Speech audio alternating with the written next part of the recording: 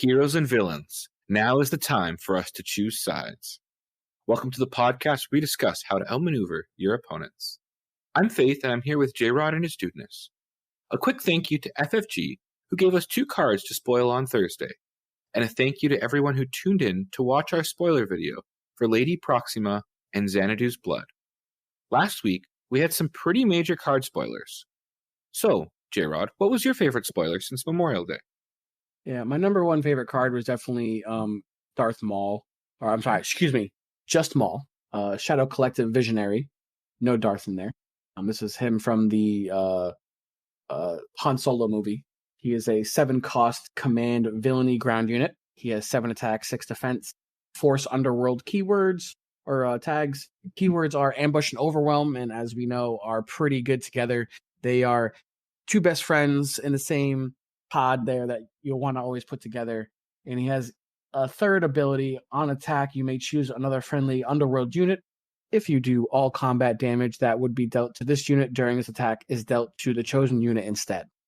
I think his ability is amazing. If you have a card like Crafty Smuggler, these 2 are 2 pieces in the pod as well. Go really well because obviously you can just pop the shield and neither of them have any damage on them. Great stuff there. Just a really great card overall. Yeah. Even without the Underworld synergy, just a 7/6 Ambush Overwhelm is pretty decent. Yeah. And for all the people that don't have their copies of Vader's, I don't want to spend money on legendaries. This guy is actually a very reasonable replacement for Vader, which is pretty cool because this is shockingly to me personally, this is only a rare. Mm-hmm. Like this feels like it could have been a legendary. Now that's a win for all of us, right? Mm-hmm. But like if they slapped an L on this bad boy, I wouldn't have been shocked in any way for sure. I honestly, when I first saw it, was like I read the card and was like, first off, I missed Ambush Overwhelm at first. I just skipped past that somehow. Very key. Yeah. So I thought he was bad. Once I found out he was that, I was like, wow, this card's nuts. He must be legendary. Looked at the rarity and it said the R, and I was like, wow, that's crazy. And the best thing about Maul is that we know that the top rares that are very playable, like K2SO, are about $10. So that means you get your at the peak.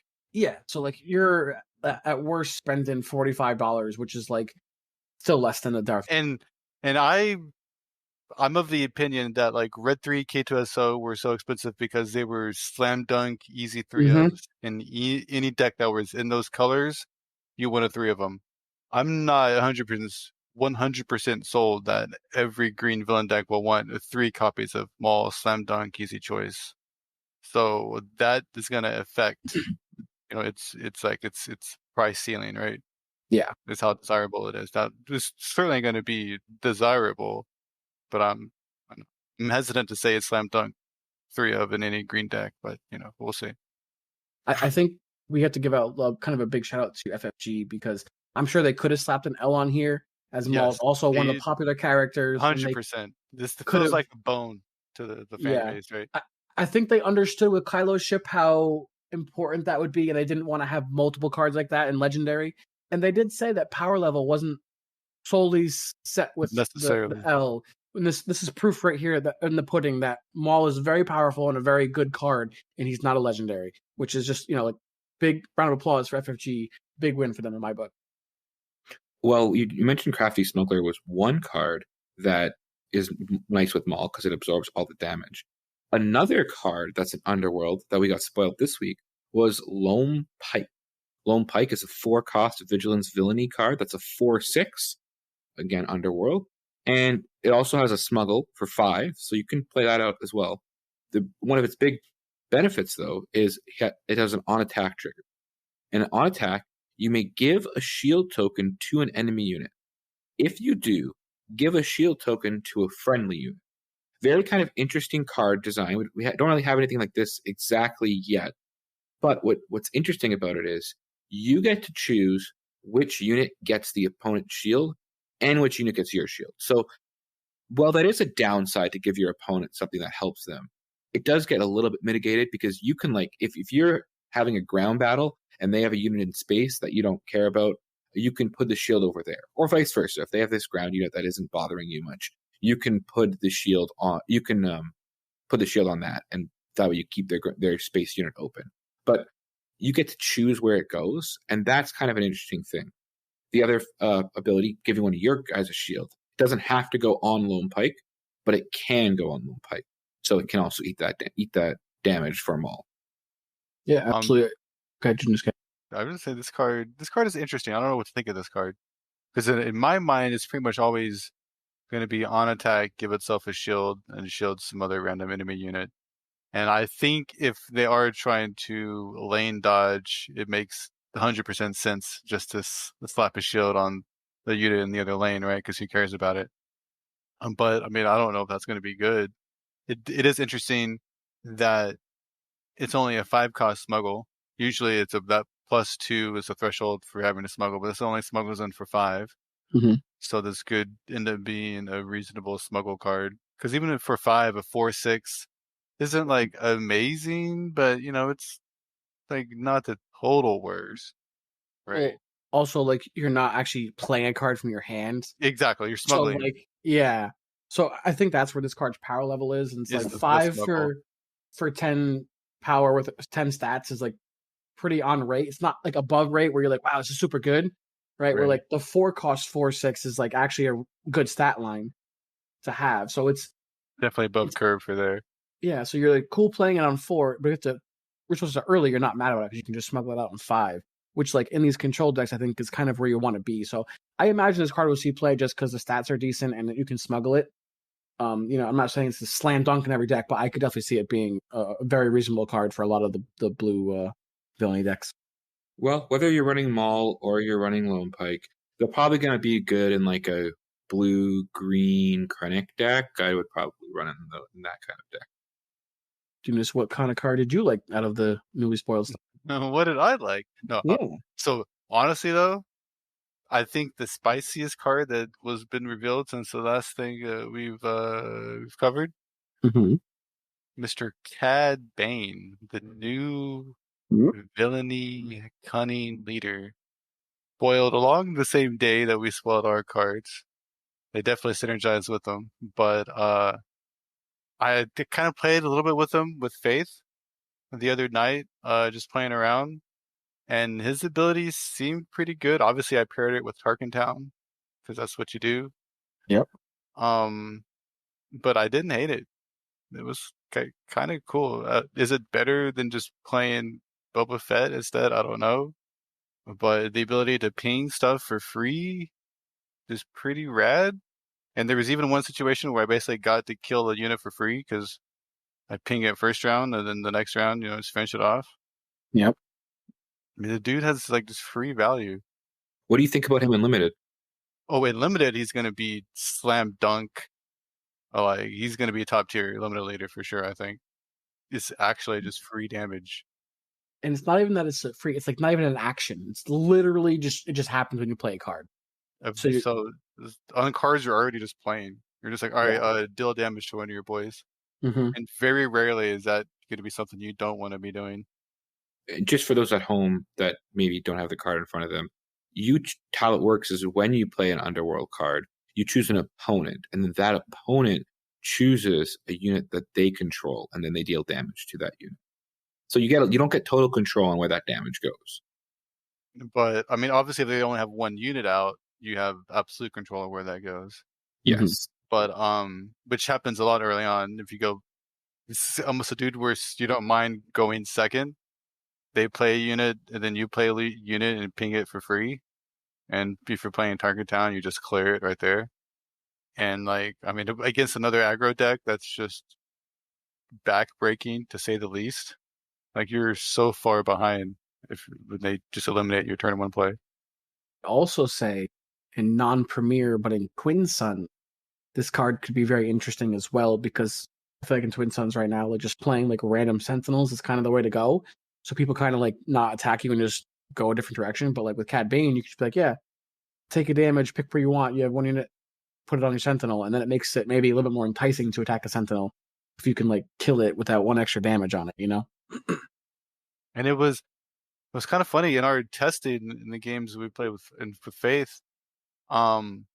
I didn't really ever get to deploy Cad Bane very much.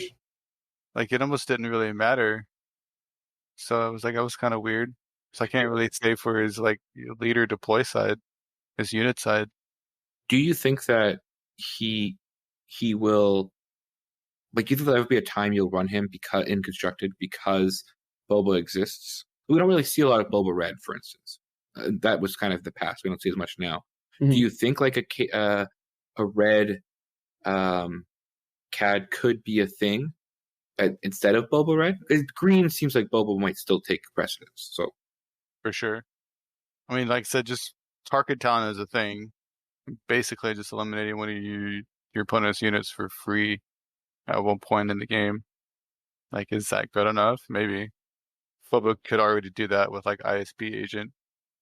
Yeah, he wasn't playing though, so it's not like it was like an actual. I guess you're saying like a Boba Red deck that no one really Correct. played. Yeah, Correct. Yeah, Boba Red. But I mean, I think it has legs. After playing with it, I'm certainly curious, and that's where I want to be. Like that seems cool. I mean, I've played that and a Bosk, which is just also red yellow. So I mean, I don't know which one I liked more, but they both seem pretty cool. They both nailed those two guys, in my opinion. Yeah, I haven't personally played with either of them yet. I did have a couple games with Faith before we recorded this podcast. He was playing some Cad Bane and I was playing some Bo-Katan. Okay. Because yeah, I'm all in on Red Green Hero but I need ECL. So, but that I'm trying to make that work. I don't care when the cards come out. Like that's I think where I'm going to be unless something crazy comes out. All right, and there's another card that I would be upset if we didn't talk about because the inner Timmy in me, this card sparks joy. So we have the Crate Dragon Boys, 9-cost, single aggression aspect, 10/10, Overwhelm. That is a big boy. And when an opponent plays a card, you may deal damage equal to that card's cost to their base or a ground unit they control. Like I don't know how good this guy is actually gonna be, but like I said, this dude sparks joy, and I just love the big fat boys, right? Like the big fat overwhelm. This screams green from Magic the Gathering to me, right? Like it was some big fat green fatty. I think any deck that's going to be playing timely reinforcements will probably likely play like one Crate Dragon if it's also in just for like the games where you can be like, I have 10 resources, ambush Crate Dragon. You know, Actually, that seems like a really good play. It's incredible, dude. But, And like on that point, I would say a Vader deck with Admiral Piet with Crate Dragon could be pretty gross. Yeah, I was just thinking that you could ambush it with Piet, which is pretty good. Hmm. And 10 ambush overwhelm. It's like, yeah, that could just end the game on the spot potentially. And then if they don't have an answer on the board to deal with it, then they're taking damage. Exactly. Yeah, like I said, this guy is it's pretty cool. I'd love to see it. Just sparks joy in every way. This is a legendary, but I don't imagine this legendary is going to be overly expensive. I also don't imagine that either. It's not the worst legendary in the set, though. What's the worst legendary? What do you think? The green black one, the worst one. The first order finalizer. The finalizer. Yeah, I'm low on that because Devastator is just straight up better in almost every way. I mean, that's fair. We'll say that for a different podcast. Another card that's been kind of taking the internets and the Discord channels by storm. People were saying the game is done because of this card. Is this little 6-cost event?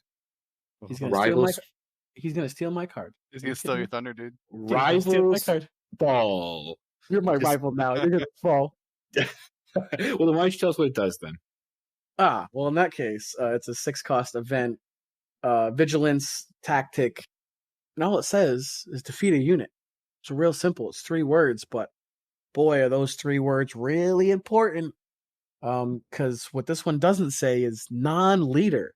This one says a unit, which all leaders are units when they're deployed.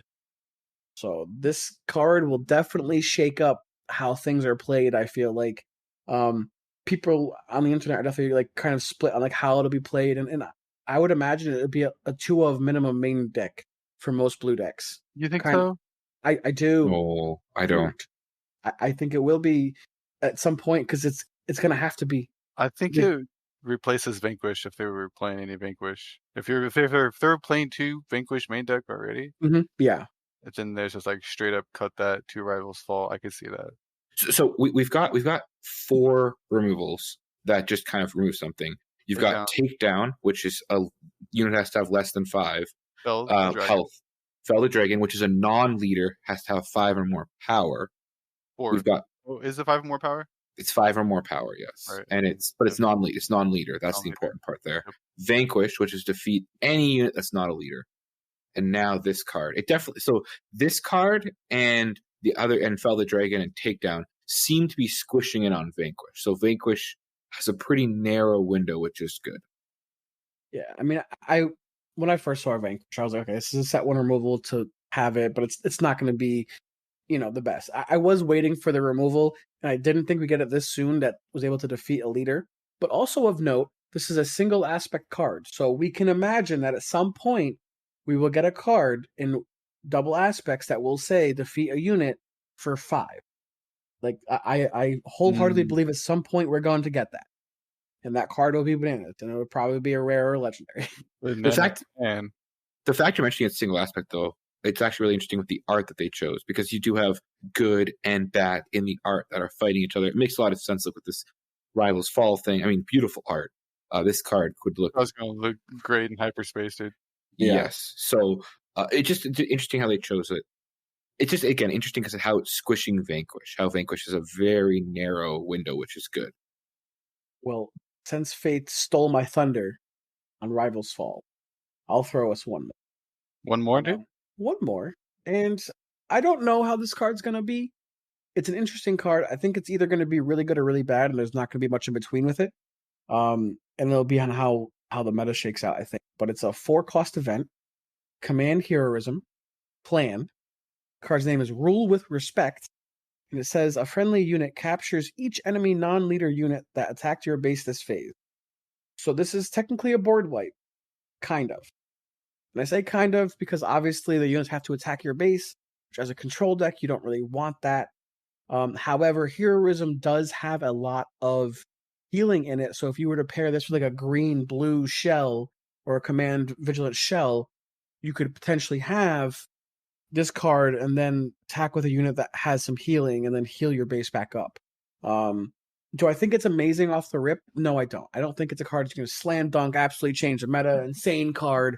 But I don't think they'd print this card and it's going to be terrible either. So I'm really interested to see how the brilliant minds we have in the community try this card out. I'm interested to try this card out and see how good it is, because I think it could be a very, very interesting card in the long run. It certainly has the potential to like blow somebody out.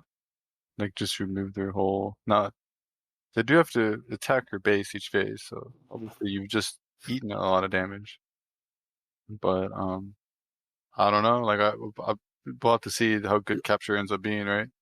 Yeah, I mean, right now there hasn't been too many good capture cards. And this card was from the event this weekend. So and is on the official Discord as well. So it's an interesting card. I think that we'll have to see how good capture is. So far there hasn't been a ton of good capture cards. Like I've been playing with like the 3-cost capture unit, and like there's been times where it's been good, but like we definitely need a card that has capture attached to it already, that has like a big butt and hard to remove. Like I'd love to see a card that has capture on it, that has some kind of like can't target this unit with the removal spell stuff. Because I think that would be a very interesting combination to avoid like control decks, like just removing the unit and getting their unit. Yeah, that's where generally like leaders have a pretty decent built-in protection. But it would be interesting. I agree with you. That's one thing I'm looking for, is an upgrade or something which will prevent your thing from being targeted.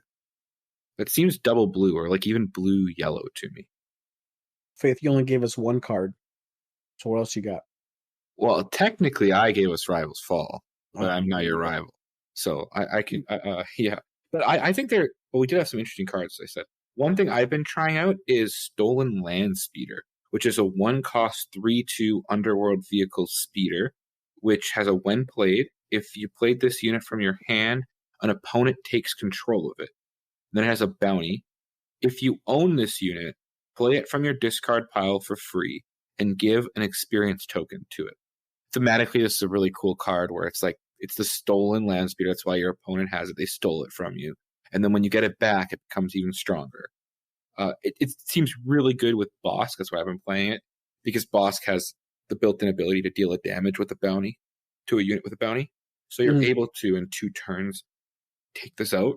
And if you have a Dengar in your hand and a bounty that you can put on something, you can take the stolen land speeder in 1 turn. I had a fun turn in a game that I was playing where turn 1 Dengar, play a stolen land speeder, play wanted on the stolen land speeder, and then use the ping, get rid of the stolen land speeder. I got it back, and I had a Kylo ship in my hand. So I had 3 units on the board, no cards left in my hand on turn 1, which was pretty good. That seems okay. Yeah, this card, if I were to play this card, I don't think it's that good. I could be wrong, because it's definitely like overshadowed by a good margin, so we'll have to see. But if I were to play this card, I would definitely try to do some shenanigans with Wedge, because that's kind of funny. Wedge would make this a 4/3 with ambush, so you could ambush it and like trade with a unit. And then I don't think the bounty or the one played would trigger at all, but at least that way it's like you could technically get 2 of these with 1 Ewing reinforcement and get Wedge, and then get 2 of these and kill 2 units with it, which is kind of funny. Yeah. Another way to get around the negative effect is with a card like Kobe Vanith, which is another spoiler we got. The 3-cost command 3/2 Fringe Official, which has an effect when defeated. Search the top 10 cards of your deck for a unit that costs 2 or less and discard it. For this phase, you may play that card from your discard pile for free. So a big thing on Stolen Land Speeder is if it comes from your hand.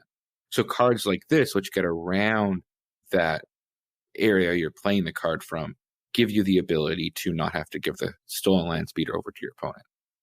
Little workaround, at least. And don't worry, YouTube and Spotify comments, it is Cobb Vant. Unfortunately, Faith does not watch Star Wars, so he's not very good at pronunciation. Classic mispronunciation for me. Another interesting thing about this card is the closest art we've seen where a gun is pointed at the person at the main picture. It's pretty close, and that red line there is the blast. So it's a pretty nice looking card on Cobb Vanth. There we go. Nailed it. That's pretty cool. Yeah. Yeah. I think he's an interesting card. I love graveyard decks, like those kind. Like I am super interested in like Palpatine's return or whatever. Like how I can abuse that with like Maul and Vader and that kind of stuff. So like with like Kylo being able to discard cards, like there's something there already, and like I want more of that, because I want to be able to play Kylo and discard cards and get stuff back. And like I don't even want to play Kylo as like a like an aggro deck. I want to play him as like a mid-range like recursion card engine value leader, like way differently than aggro. Well, what are your guys' thoughts on the title of this episode? Choose Sides, which is a 7-cost command rare. Choose a friendly non-leader unit and an enemy non-leader unit.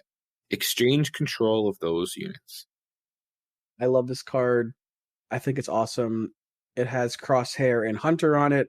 I'm a big Clone Wars era fan, so like any of the Bad Batch stuff I'm gonna love and I'm gonna want. But the card itself, I think it's super awesome. It definitely can help close out games against like larger decks. It's kind of like Change of Heart, I guess, which, this is probably a worse Change of Heart, but it's in a different aspect, so it's potentially more beneficial because it's in a different aspect than Yellow. I don't know. It'll be interesting. I mean, Change of Heart didn't see a ton of play, and still hasn't. It sees some sideboard play, but not a ton. So I imagine that this is maybe not as good, but it does say you get to just exchange them. You get to keep them, right? So it's not like it's like a one-turn thing, right? Correct. So like it's probably a little bit better marginally. Well, to be clear, you only get to keep them till the end of the game, at which point you have to give the card back to the opponent. Oh, This is also true. This is also true. what does it say on the card though? Is that in the subtext of the Exchange rule? control of those units. Because Yeah, I'm you gonna bring see- all my malls and trade them for Darth Vader real quick if I can do that. Yoink.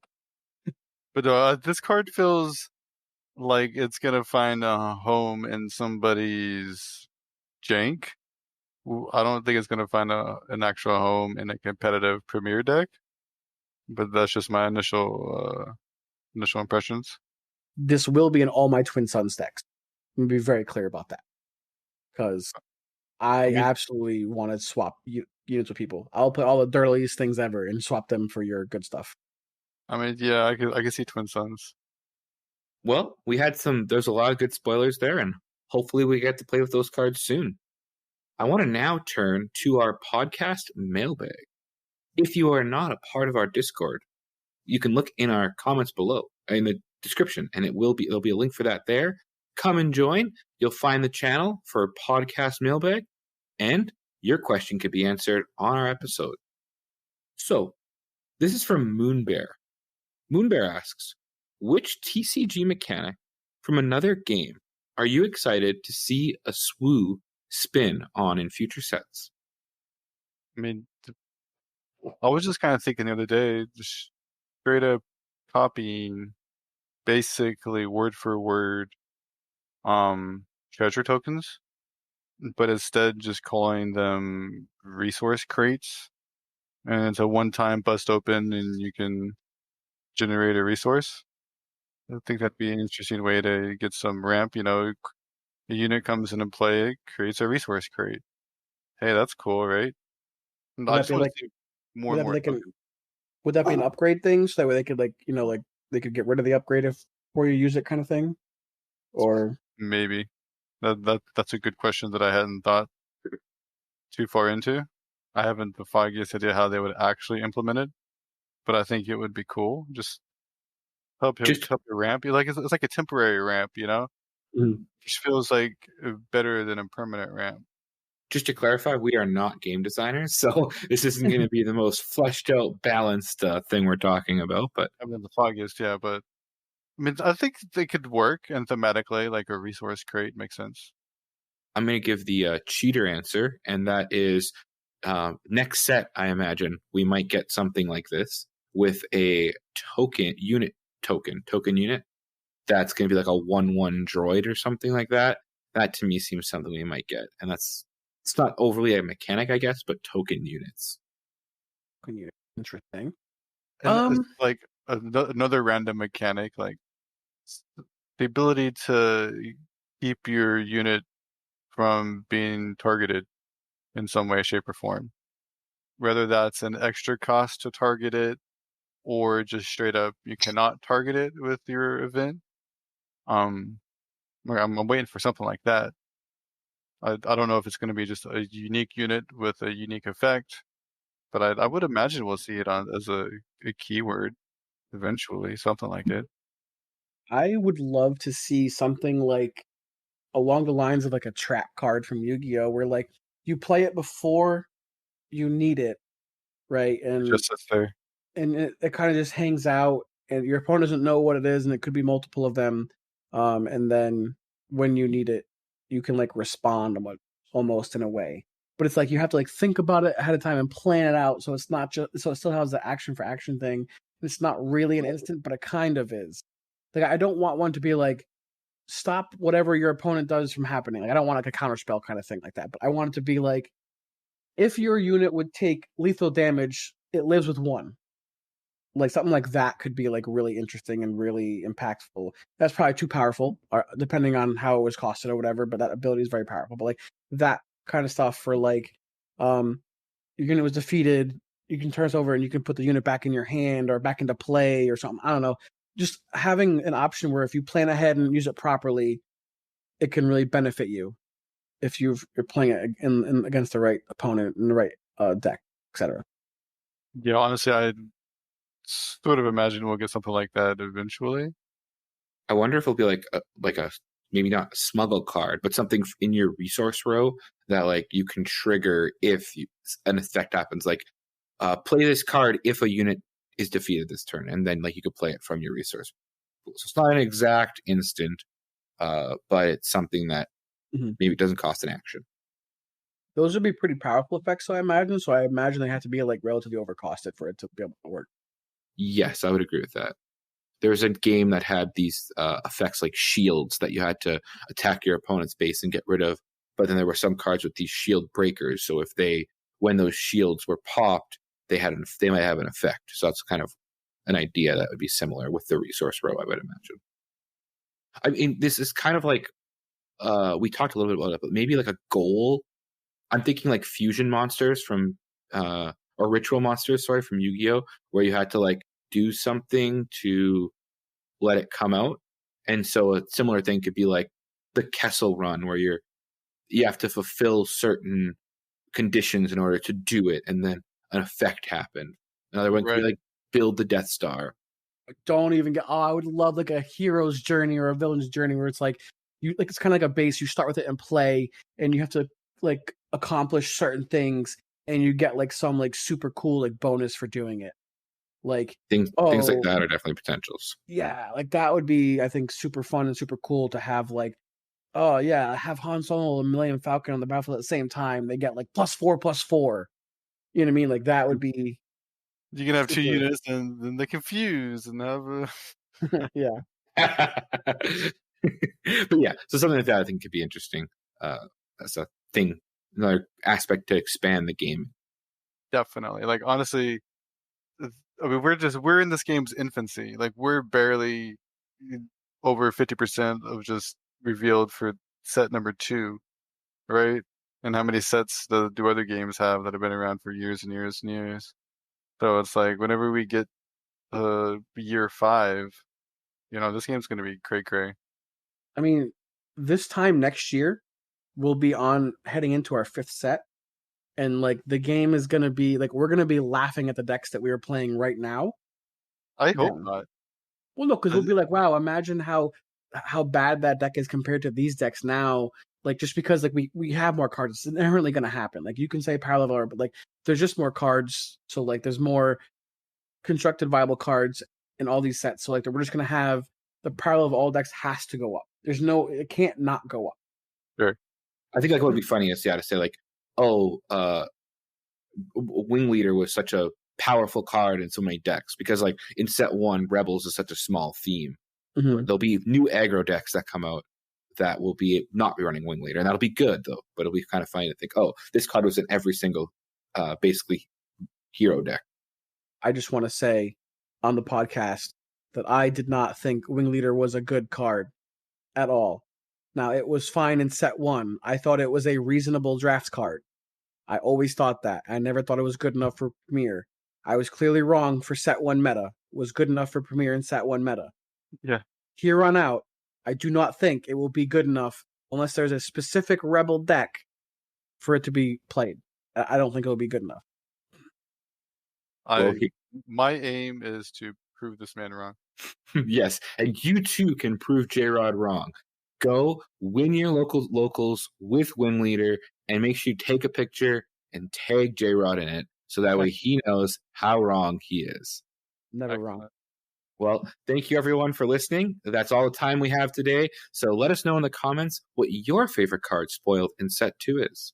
Thank you for listening, and we'll see you next time on Outmaneuver.